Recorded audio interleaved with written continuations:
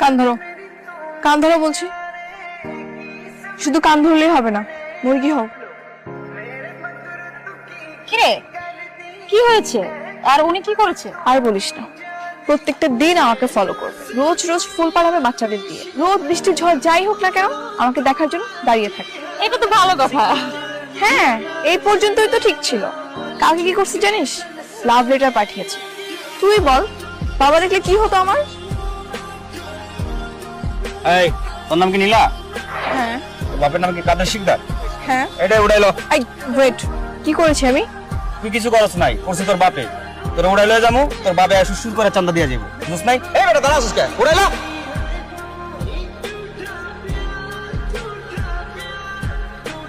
Tony ভাই, আপনি এই এলাকায় আছেন জানলে জীবনও আইতাম না। এই সাইরাতে চল চল চল চল চল চল। কি ব্যাপার, ওরা আমাকে দেখে এভাবে চলে গেল কেন? হ্যাঁ, আমার তো সেটাই কথা। তোমাকে দেখে এবার পালালো কেন? আমার কেন জানি মনে হচ্ছে উনি দেখতে অন্য কোনো এলাকার মাফিয়া টাফিয়া, এই জন্য গুন্ডাগুলো ওনাকে দেখে পালিয়েছে। তুমি আর নেক্সট টাইম আমাকে এভাবে ডিস্টার্ব করবে না, কথাটা যেন মনে থাকে।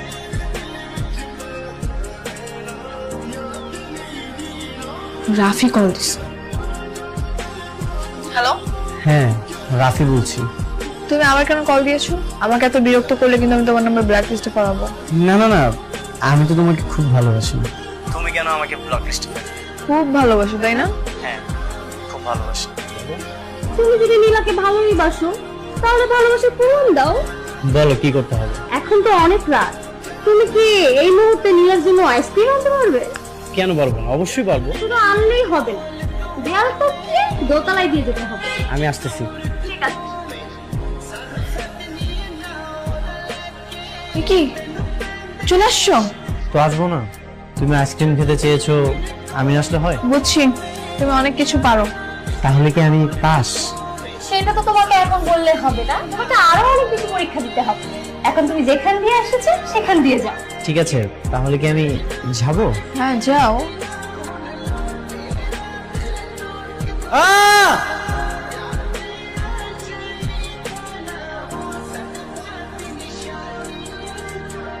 কি কেমন লাগে এখন? খুব তো হিরোদের মতো আসছিল আইসক্রিম দিতে, আইসক্রিম দিতে এসে এখন ধপাস। না, আসলে পা পিছলে পড়ে গেছি।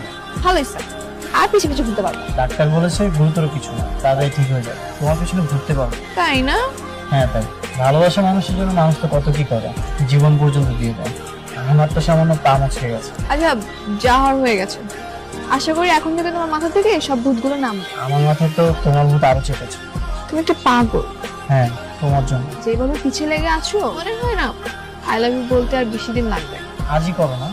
এত সহজ না। আর একটু দেখি বুঝি চিনি তারপর। ঠিক আছে। আচ্ছা চল, তোমাকে বাড়ি পৌঁছে দিই। না না, সমস্যা নেই, আমি একাই যেতে পারবো। তোমার ক্রাশ তোমাকে বলছে বাড়ি পৌঁছে দিবে আর তুমি ভাব দেখাচ্ছ।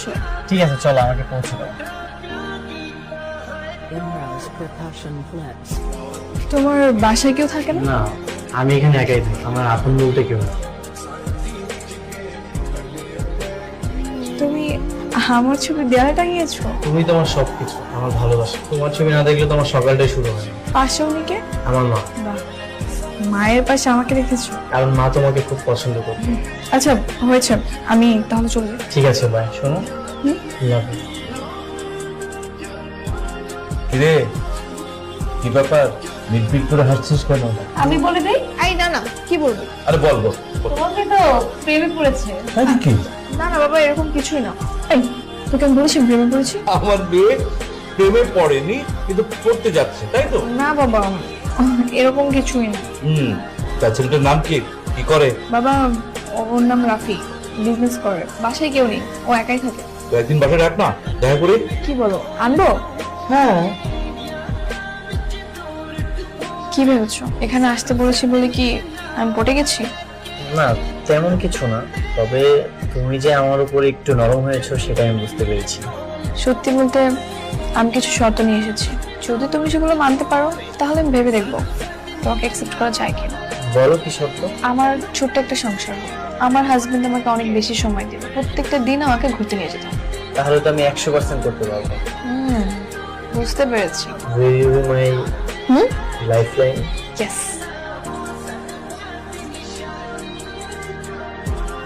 রাফি, তুমি আমার বাবা। আসসালামু আলাইকুম আঙ্কেল। আচ্ছা বাবা, তুমি তাহলে কথা বলো, আমি চা বানাই।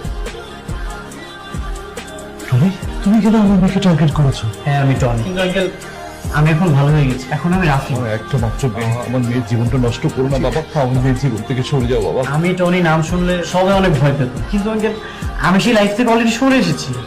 আমি আর কোনো অন্যায় কাজের সাথে জড়িত নয়। রাফি, তুমি কি করতে অতীতে? বাবা কেউ? ও গাজীপুরের অন্যতম মাফিয়া ডন। ওকে রাস্তা নিয়ে 1 সপ্তাহ আমাকে রেখে দিয়েছিল। 50 লাখ টাকা মুক্তিপণ দিয়ে আমি জীবন নিয়ে বাঁচিয়েছিলাম। আঙ্কেল আমি আসলে একদম চুপ, বের হ আমার বাসা থেকে, বের হ। এই বাবা, আমি আসলে বুঝি নাই ওর সরল মানুষের পিছনে এত বড় একটা কালো অন্ধকার জগৎ লুকিয়ে আছে। কোথায় নিয়ে যাচ্ছিস তুই আমাকে? একটু দাঁড়া। তুমি আবার কেন আসছো আমার চোখের সামনে?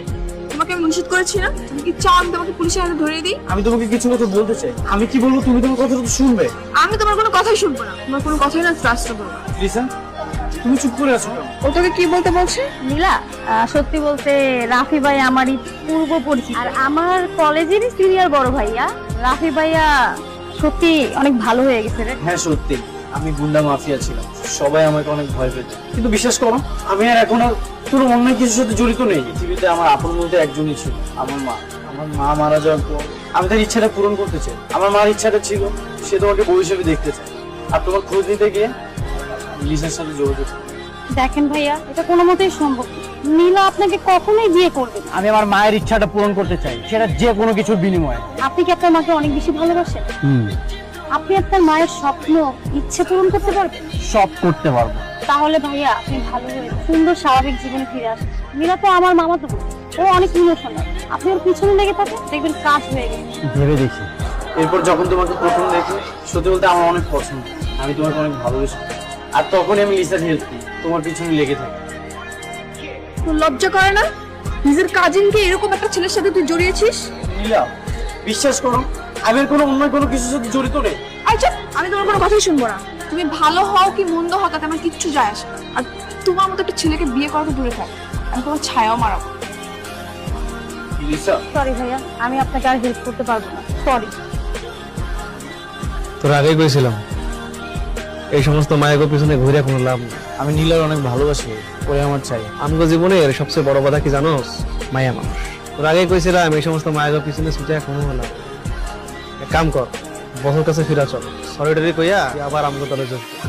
চল, দুই ভাই মিলে আবার দন বাচ্চা হয়ে যাই। না ভাই, আমি আর আগের জীবনে ফিরে যেতে চাই। আমার নীলারে চাই। আমি নীলার অনেক ভালোবাসি, অনেক পছন্দ করি। একটা জিনিস বুঝলাম না, একটা মায়ার লাইকা তুই ভালো হয়ে গেলি, তুই কি লাভ হয়েছে? ওই মেয়েরা পাইছস? শোন, দুনিয়ায় না ভালো মানুষের কোনো ভাত নাই। আমগো একটা মূল মন্ত্র আছে, কি জানোস? যখন সোজা আঙুলে ঘৃণা ওঠে, আঙুলটা বাঁকা করতে হয়। এখন যদি তুই আগের জীবনে থাকতিস, ওই মায়ার বাপ তোর কাছে আয়া পড়তে, আশা কইতে বাবা আমার মায়ের বিয়ে করো। এখনো সময় আছে, আবার ফিরাই, 10 জনের লাভ। ঠিক আছে ভাই, আমি একটু ভাইবা দেখি।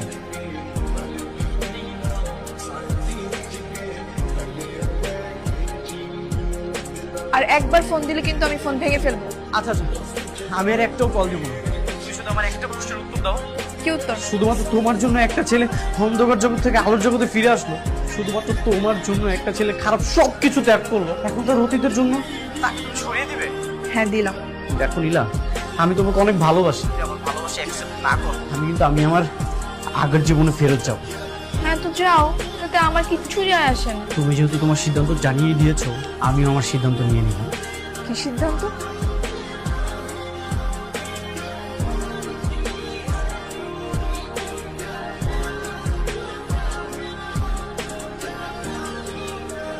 তোমরা এখানে? শ্বশুর মশাই, একটা জিনিস ভাইবা দেখলাম, এই দুনিয়াতে আসলে ভালো মানুষের কোনো দাম নেই। তাই আগের জীবনে ফিরে গেছে। বউজান কই? বউর একটু ডাকেন দেখি।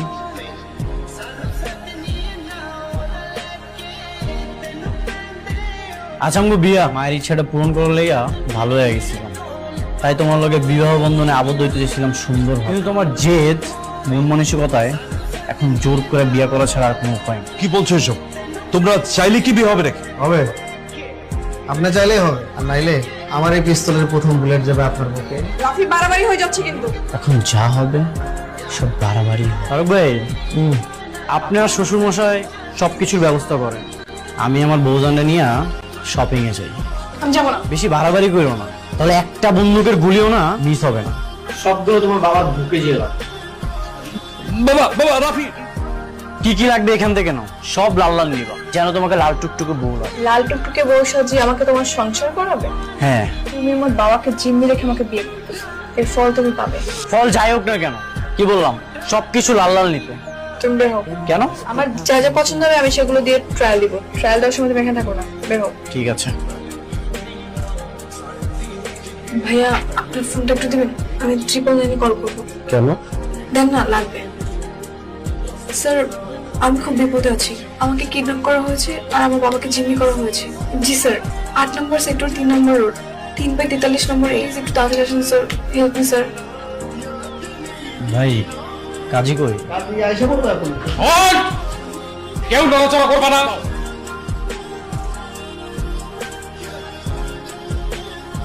আপনারা এখান থেকে চলে যান, নইলে কিন্তু নীলাকে গুলি করে শেষ করে দিই। আর জানেন তো টনিক টার্গেট কখনো মিস হয়। আমি আবারও বলছি, তুমি আত্মসমর্পণ করো টনি। আমি আত্মসমর্পণ করবো? আমি আমার ভালোবাসার মানুষকে রেখে জেলে চলে যাব? হয়তো একসাথেই জেলে যাব, হয়তো একসাথেই সংসার করব। আপনারা এখান থেকে চলে যান। না স্যার, আপনারা যাবেন না, আমাকে গুলি করে দেখ, তারপর ওর মতো অমানুষকে অ্যারেস্ট করে নিয়ে যান। ঠিক আছে, তবে তাই হোক।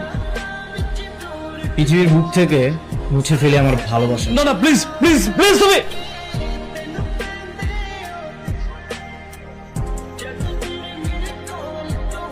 তোমারে ভুলে যাওয়া অসম্ভব, তাই আমারে মুছে ফেলাম এই পৃথিবী থেকে। হয়তো একটু হইলেও তোমার মনে আমার জিদি থাকবো।